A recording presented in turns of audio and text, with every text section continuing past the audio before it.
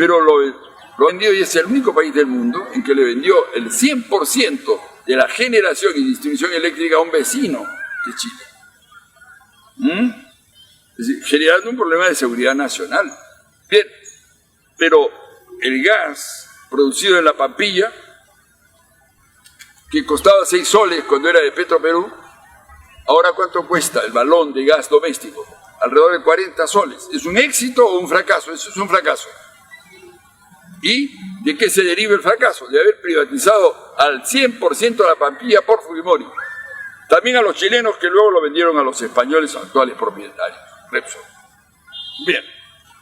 Dicen por ahí también, yo lo voy a citar porque no deja de ser sorprendente para quien lo escucha, el moderno problema de la libertad está íntimamente unido con el de la dirección del proceso económico moderno. En otras palabras, ellos identifican libertad con proceso económico moderno. Eso es el concepto filosófico de base del neoliberalismo. A partir de ello se construye todo un conjunto de concepciones. Por ejemplo, si la libertad de mercado debe ser absoluta, entonces, y el Estado no debe intervenir jamás, no puede haber planificación, ni nacional, ni regional, ni local. Y eso es exactamente lo que ocurre en el Perú desde hace 24 años, donde se viene aplicando esa teoría.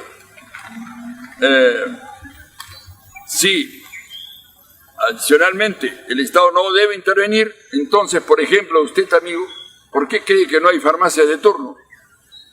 Los municipios son el Estado, no pueden intervenir sobre las empresas privadas llamadas boticas y decirles, y farmacias, decirles, pues 3 de ustedes se quedan de turno como era antes, para que aquel que se ponga muy enfermo a las 3 de la mañana tenga dónde acudir y comprar el medicamento.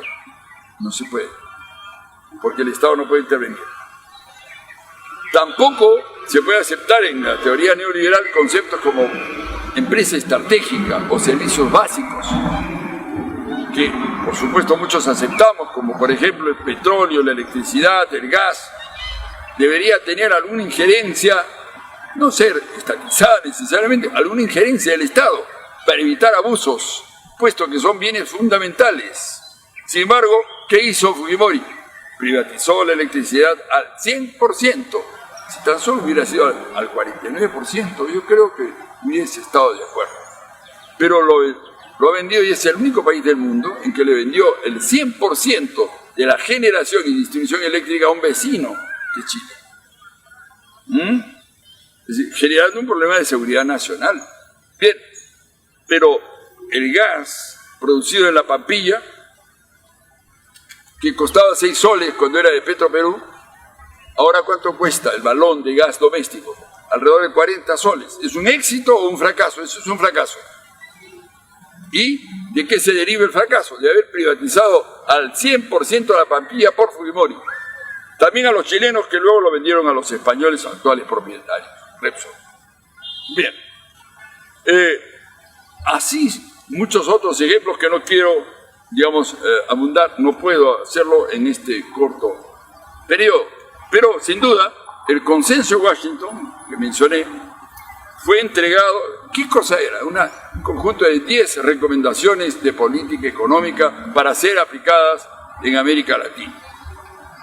Y Fujimori las aplicó a rajatabla. Y luego vinieron Kuczynski con Toledo a rajatabla. Kuczynski va a ser candidato a la presidencia, sí. Y Alan García a rajatabla, iba a ser candidato a la presidencia, ya lo dijo él. Luego Humala a rajatabla también. Y entonces, por eso es que se pueden explicar ciertas cosas. Entre ellas, algunos artículos de la actual Constitución. Aquí tengo un ejemplar reducido en el sentido de tamaño, pero que dice exactamente lo mismo que cualquier otro ejemplar oficial. Es un ejemplar oficial. En su artículo 63, y en esto me pido disculpas a aquellos que ya me han escuchado sobre esto, dice algo que no dice ninguna constitución en el mundo. En el mundo, la inversión nacional y la extranjera se sujetan a las mismas condiciones. ¿Cuál es más potente? La extranjera. Por lo tanto, eso explica por qué el Perú se está vendiendo a pedazos desde el año 93 hasta ahora. Son casi ya 12 años en donde tierras, petróleo, minas y lo que quieran, lo va a comprar puertos, aeropuertos, lo va comprando el capital extranjero para bien del Perú, no, para mal, para mal, por muchas razones que voy a explicar en la siguiente. Entonces, este artículo es antinacional y favorece a las transnacionales. El artículo 62, en su segundo párrafo, dice algo espantoso, y es que durante la época de Fujimori, también de Kuczynski Toledo, también de Alan García y ahora de Humala, se han firmado contratos con empresas privadas a espaldas de la población. En estos contratos muchas veces se permite que las empresas puedan explotar petróleo, gas contaminando y pagando muy poco impuesto.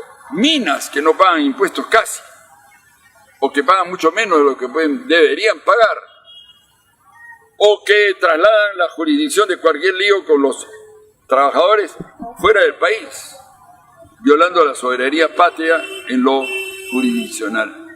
Pues bien, esos contratos no podrán ser modificados mientras sea válida esta Constitución, porque ellos, los neoliberales que controlaban la Asamblea Constituyente del 93,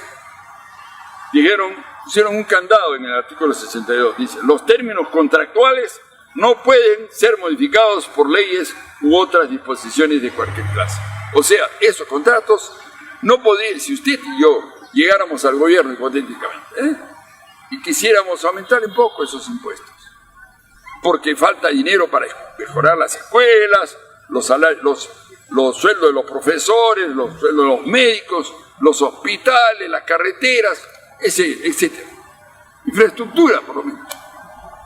Pues bien, no podríamos cambiar esos contratos porque esto es un candado que impide cambiar cualquier contrato, ¿ya? En ese caso, actuaríamos contra la Constitución, por eso que hay que modificarla, pues, hay que modificarla. Bien, me voy a referir a solo dos artículos que a mi juicio son un escándalo. El artículo 11 y el artículo 13, que están en la misma línea neoliberal y que explican el privatismo en la salud y el privatismo en la educación. El artículo 11 no dice que el Estado garantiza la salud, como muchos países del mundo. No, dice, garantiza el libre acceso a prestaciones de salud y a pensiones. O sea, usted es libre de tocar el timbre en una clínica privada o en un hospital del Estado. ¿Qué le parece? Y el hospital del Estado, por supuesto, no tiene presupuesto, le falta infraestructura, hay enormes colas y aumenta la privatización de la salud. Y en la educación, ¿qué dice? Artículo 13. Dice, el Estado reconoce y garantiza, vamos a decir, la educación, no dice. Dice, el Estado reconoce y garantiza la libertad de enseñanza. O sea que usted es libre también de tocar el timbre en una universidad privada y una pública. Y eso explica por qué ahora hay 101 universidades privadas en el Perú. En otras palabras, el neoliberalismo como doctrina económica impuesta al Perú al 100% no se sustenta en la defensa de los derechos del ciudadano, no, en los derechos civiles, políticos, sociales, económicos, culturales, no, o ecológicos. Se sustenta en el lucro y lo dicen abiertamente. Yo creo que me he extendido demasiado, pero quizá en la próxima va a ser la última en que me refiera a este tema del neoliberalismo para poderme referir a otros temas. Pero en realidad, esta es la madre del cordero. Por aquí podemos comenzar a explicarnos por qué es que no hay industrialización en el Perú y muchas otras cosas más. Muchas gracias.